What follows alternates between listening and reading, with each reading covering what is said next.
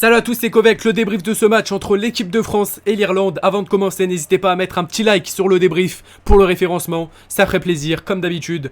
On va parler de Tchouaméni qui a marqué le premier but pour l'équipe de France avec une frappe de loin qui a été magnifique. Quelle frappe de Tchouaméni. On va parler aussi de la blessure d'Olivier Giroud. Commençons tout d'abord par le commencement avec l'ouverture du score de Tchouaméni. Superbe frappe de loin, il enroule très bien son ballon, pardon.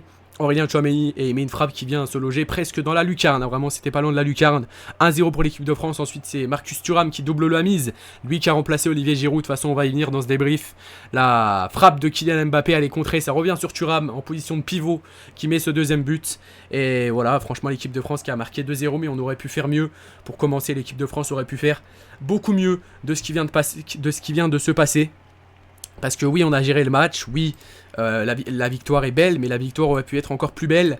Parce que quand tu vois les stats quand même, 20 tirs pour l'équipe de France, seulement 5 tirs cadrés et 2 buts, je pense qu'on aurait pu faire mieux. Et surtout au niveau de l'efficacité et de la finition, je pense que voilà, la sortie de Giroud, le changement de Giroud a dû faire mal à Olivier Giroud, mais l'entrée de Thuram a fait du bien aussi à l'équipe de France. Giroud, voilà, pour rappeler des nouvelles d'Olivier Giroud, hein, quand même, qui est blessé. Deschamps a dit que c'était une entorse à la cheville. Enfin, la cheville a tourné un petit peu, mais c'était plus de peur que de mal. Et qu'il fallait pas prendre de risques. Et évidemment qu'il a raison, Didier Deschamps, il faut pas prendre de risques pour la suite. On va voir maintenant le classement. Le classement, vous voyez, l'équipe de France est première avec 15 points. Les Pays-Bas sont deuxième avec 6 points. La Grèce est troisième avec 6 points. L'Irlande est quatrième avec 3 points. Et le Gibraltar est cinquième avec 0 points. Donc voilà, l'équipe de France a fait un pas de plus vers la qualification. Hein. La France n'est pas encore qualifiée, on est à la moitié du parcours. Il reste encore 5 journées, ça va jusqu'à novembre. Mais voilà, on fait quand même un très très grand pas vers la qualification. Et je pense que vous êtes d'accord avec moi. On aurait pu en mettre plus, c'est dommage. On va parler des joueurs un petit peu, on va faire du cas par cas.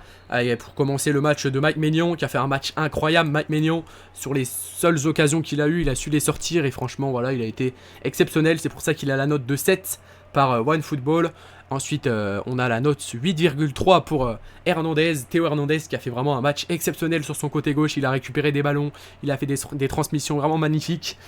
Lucas Hernandez, son frère, qui a eu une note assez basse quand même par rapport à son frère Théo.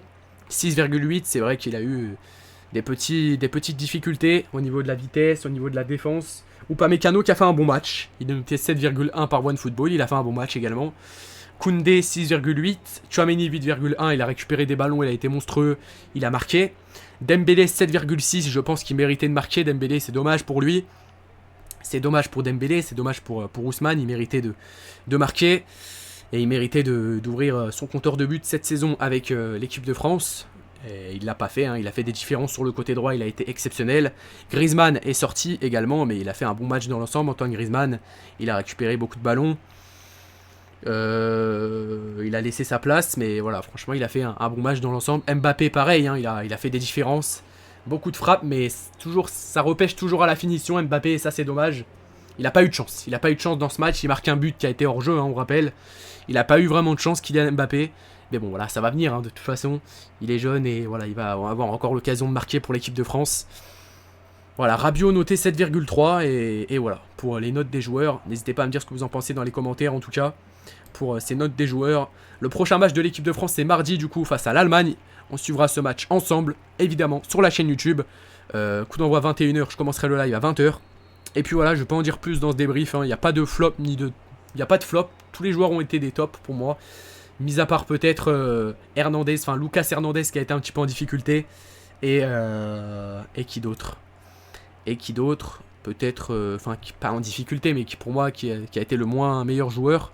Et Giroud aussi qui est sorti sur blessure, mais bon, c'est pas de sa faute, c'est sur blessure, et j'espère qu'il va vite revenir, Olivier Giroud, parce que il a 36 ans, mais ça reste un cadre pour l'équipe de France. Voilà, c'était Kovek, merci à tous ceux qui m'ont suivi jusqu'à la fin de ce débrief. N'hésitez pas à me dire dans les commentaires ce que vous avez pensé de ce match. Et moi je vous dis bonne soirée à tous, bonne chance à ceux qui ont école demain, qui travaillent, bref, moi je vous dis ciao ciao.